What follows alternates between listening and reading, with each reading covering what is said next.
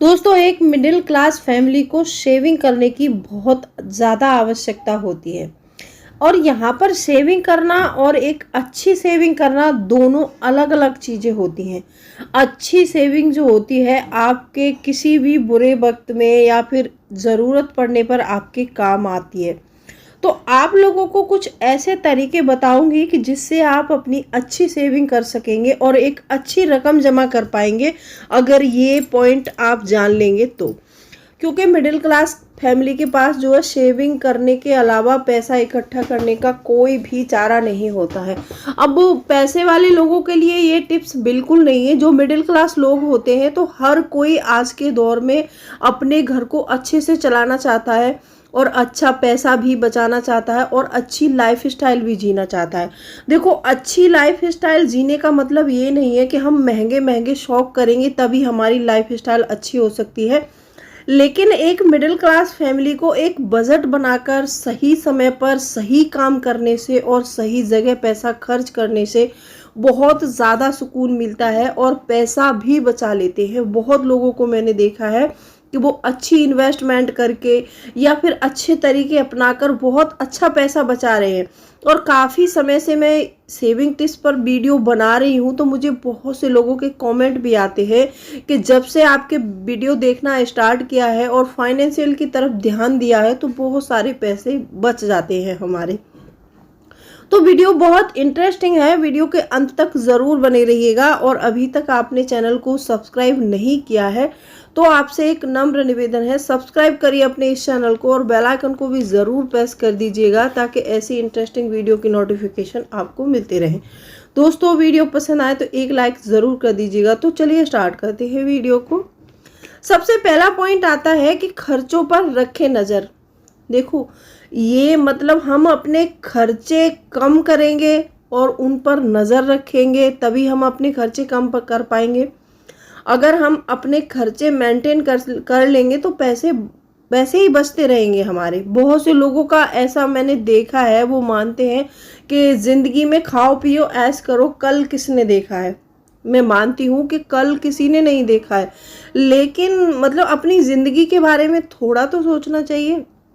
कुछ लोग ना प्रेजेंट में जीते हैं। वो क्या सोचते हैं पता है, आज जिंदगी है, आज नौकरी कर रहे हैं, आज पैसा कमा रहे हैं तो आज खाओ, कल का क्या। जब मान लो अगर आपको भगवान ना करे कि आपको कुछ हो, वैसे लोग सोचते हैं कि हम कल मर जाएंगे तो किसने देखा है। कल आपको कुछ नहीं हुआ, आपने लंबी लाइफ जी, तो फिर आप क्या करेंगे, फिर आपके पास पैसा कहाँ से आएगा।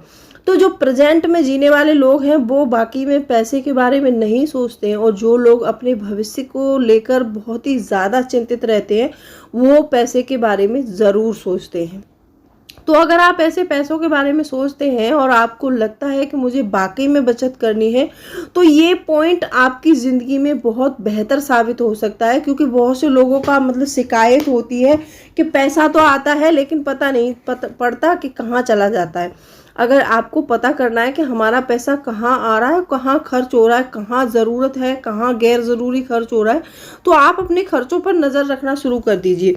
मैं ज़्यादा नहीं कहती हूँ, आप सिर्फ 3 महीने करके देख लीजिए। आप अपने खर्चों को राइट डाउन कीजिए और आपको जहाँ भी लगे कि यहाँ पर ये खर्च हमारा नहीं करते तो भी काम चलता, चाहे वो खर्च बड़ा हो या फिर छोटा हो।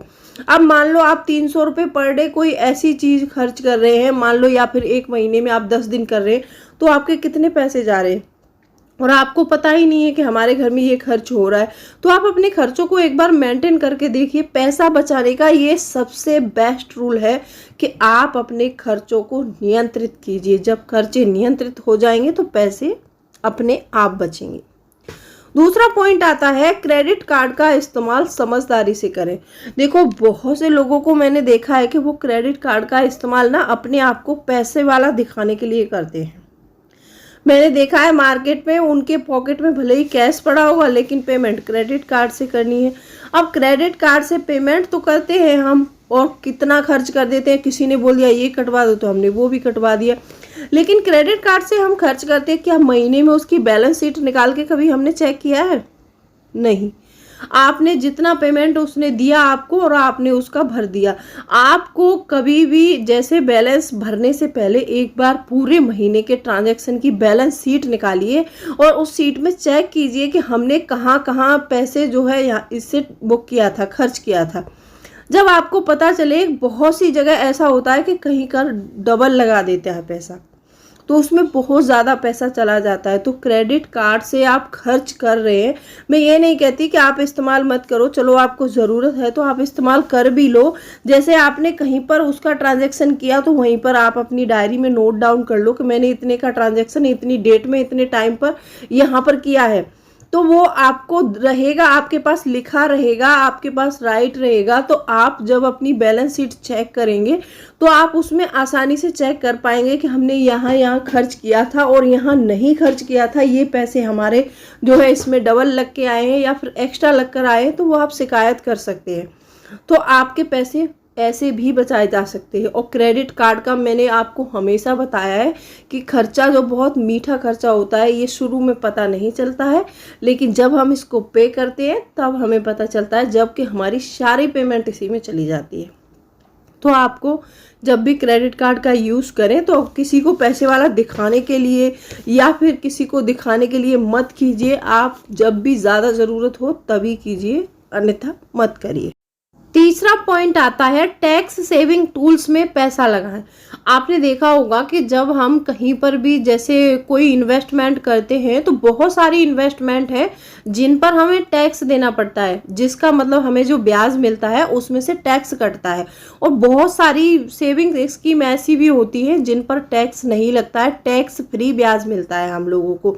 अगर आप कहेंगे एक दो स्कीम पर मैं वीडियो बना दूंगी, लेकिन इसमें ना आपको पैसा लगाना चाहिए। अपनी कमाई और बचत का एक हिस्सा ऐसी जगह ज़रूर निवेश करिए कि जहां से आपको टैक्स सेव कर पाए आप, क्योंकि जहां पर टैक्स सेव हो जाता है ना, वहां पर एक मोटी रकम सेव हो जाती है आपके लिए। तो इसके साथ साथ ये एक बहुत अच्छी इन्वेस्टमेंट है। इसके लिए आप किसी भी एक्सपर्ट से मदद ले सकते हैं और अच्छी जगह अपना पैसा निवेश कर सकते हैं। इसके जो आपने जो मूलधन उसमें रखा है वो तो आपका टैक्स फ्री रहेगा ही रहेगा, जो ब्याज होता है वो भी टैक्स फ्री होता है, वहाँ पर भी आपको कोई टैक्स नहीं देना होता। तो बहुत सारी ऐसी इन्वेस्टमेंट हैं जहाँ वो टैक्स फ्री है, तो ज़्यादातर टैक्स फ्री इन्वेस्टमेंट में आपको निवेश करना चाहिए, क्योंकि हमारा एक मोटा हिस्सा जो हमारी ब्याज जो मिलती है हमको, उसका एक मोटा हिस्सा जो है टैक्स में चला जाता है। तो जहाँ पर भी टैक्स बेनिफिट मिले आपको, उस जगह आपको निवेश ज़रूर करना चाहिए। चौथा पॉइंट आता है कि सही प्रॉपर्टी में करें निवेश। देखो, निवेश के लिए बहुत अच्छी अच्छी जगह है, लेकिन एक जो प्रॉपर्टी होती है वो निवेश के लिए बहुत अच्छी जगह है। आप कहीं भी किसी शेयर मार्केट में लगा दो या फिर किसी स्कीम में लगा दो या फिर कहीं पर भी निवेश करो, वहाँ पैसा डूबने का डर होता है। और बोलते हैं ना कि जहाँ पर हाई रिस्क होता है वहाँ पर जो है आपको हाई बेनिफिट भी मिलते हैं, लेकिन जहाँ पर आपको जितना कम रिस्क होगा उतना ही कम ब्याज मिलेगा आपको, और जितना हाई रिस्क होगा हाई ब्याज मिलेगा आपको। तो वहाँ पर जहाँ पर हाई रिस्क है वहाँ पैसा डूबने का रिस्क है, लेकिन एक प्रॉपर्टी ऐसी जगह है जहाँ आप निवेश करती है तो आपका पैसा डूबता नहीं है। लेकिन कुछ शर्तें ऐसी होती हैं जिन उसमें आपका पैसा डूब सकता है। जैसे आपने प्रॉपर्टी के अच्छे से कागज़ नहीं देखे या फिर कोई देखभाल नहीं की, आपके साथ कोई फ्रॉड हो जाता है, तो ऐसे में प्रॉपर्टी में भी डूब सकता है पैसा। लेकिन ज़्यादातर मैंने देखा है कि प्रॉपर्टी खरीदो तो उससे पहले आप सारी प्रॉपर्टी को चेकआउट करो, और उसके कम से कम, मैंने पिछले उसमें एक रजिस्ट्री कराई थी तो हम लोगों ने उसमें पूरा ब्यौरा लिया उसका जगह का, और कम से कम 3 मालिकों की रजिस्ट्री ली थी। तो आपको जो पुराने मालिक हैं उन्होंने किससे सेल किया या फिर उन्होंने किससे खरीदा, वो आप ज़रूर प्रॉपर्टी खरीदने से पहले उनको ज़रूर ले लीजिए, क्योंकि वो कागज़ आपके बहुत काम आते हैं। और आप अच्छी प्रॉपर्टी में निवेश करेंगे तो आपको बहुत ज़्यादा फायदा होगा।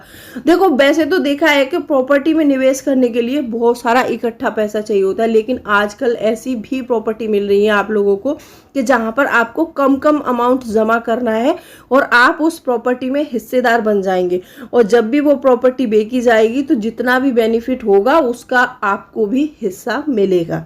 तो बहुत सारी इन्वेस्टमेंट चल रही हैं, आप इन्वेस्टमेंट करते रहिए। इन्वेस्टमेंट एक ऐसी चीज़ है, वो एक ऐसा पेड़ है कि जिसको हम लगा तो देते हैं और बाद में फ्रूट आसानी से खाए जा सकते हैं।